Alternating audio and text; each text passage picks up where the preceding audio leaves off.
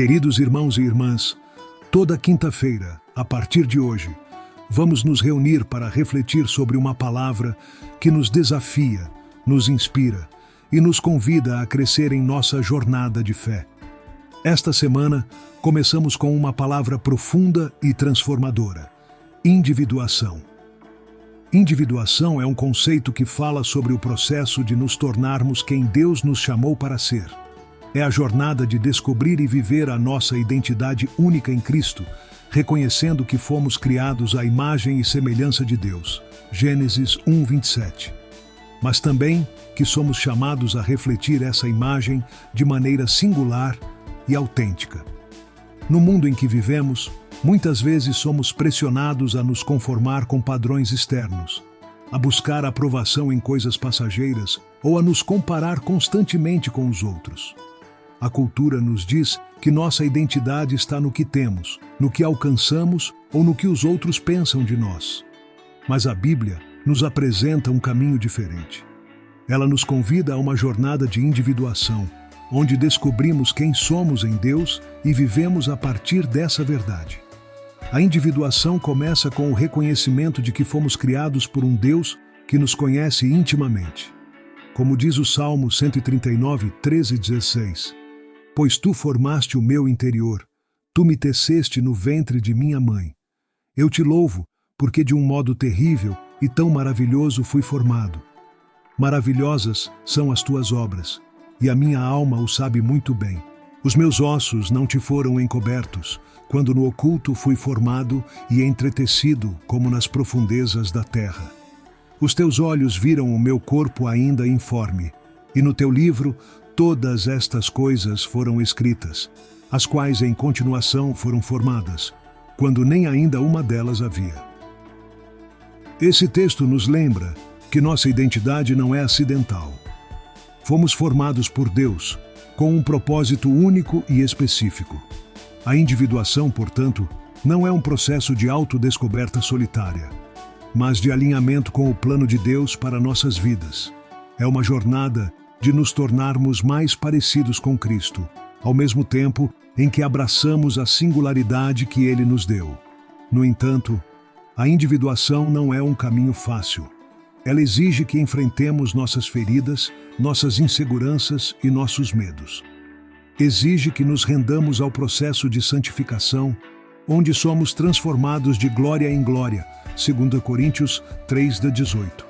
E, acima de tudo, exige que confiemos na graça de Deus, que nos capacita a viver de maneira autêntica e corajosa. Um dos maiores exemplos de individuação na Bíblia é a história de José. Vendido como escravo por seus irmãos, ele passou por inúmeras provações antes de se tornar governador do Egito. No entanto, em cada etapa de sua jornada, José manteve sua integridade e sua fé em Deus. Ele não permitiu que as circunstâncias externas definissem sua identidade. Em vez disso, ele confiou no propósito de Deus para sua vida e viveu de acordo com essa verdade. No final de sua história, José disse a seus irmãos: vós, na verdade, intentastes o mal contra mim, porém Deus o tornou em bem, para fazer como se vê neste dia, para conservar muita gente com vida. Gênesis 50:20. José entendeu que sua jornada de individuação não era apenas sobre ele, mas sobre o plano maior de Deus para salvar muitas vidas. Da mesma forma, nossa jornada de individuação não é apenas sobre nós. É sobre como Deus quer usar nossas vidas para impactar o mundo ao nosso redor. Quando nos tornamos quem Ele nos chamou para ser, refletimos sua glória de maneira única e contribuímos para o seu reino de maneiras que ninguém mais pode. No Novo Testamento, vemos essa verdade refletida na vida de Paulo. Ele escreveu em Gálatas 2:20, já estou crucificado com Cristo e vivo, não mais eu, mas Cristo vive em mim, e a vida que agora vivo na carne, vivo-a na fé do Filho de Deus, o qual me amou e se entregou a si mesmo por mim. Paulo entendeu que a verdadeira individuação só é possível quando morremos para nós mesmos e permitimos que Cristo viva em nós. É um paradoxo.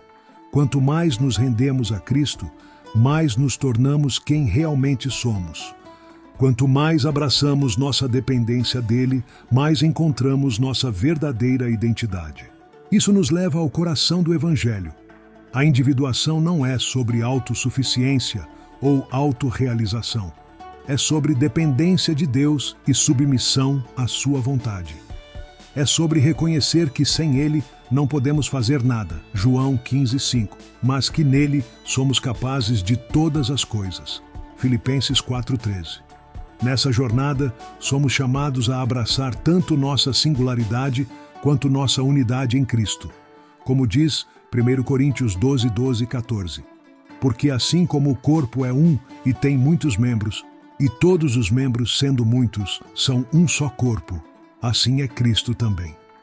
Pois todos nós fomos batizados em um Espírito, formando um corpo, quer judeus, quer gregos, quer servos, quer livres, e todos temos bebido de um Espírito. Porque também o corpo não é um só membro, mas muitos. Somos únicos, mas pertencemos a um corpo maior.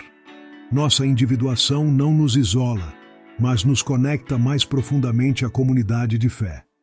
É na comunhão com outros crentes que descobrimos quem somos e como podemos servir ao propósito de Deus.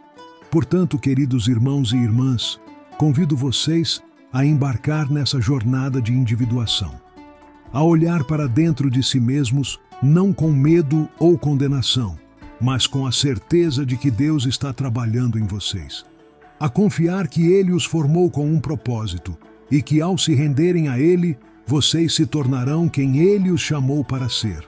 Lembrem-se, essa jornada não é solitária.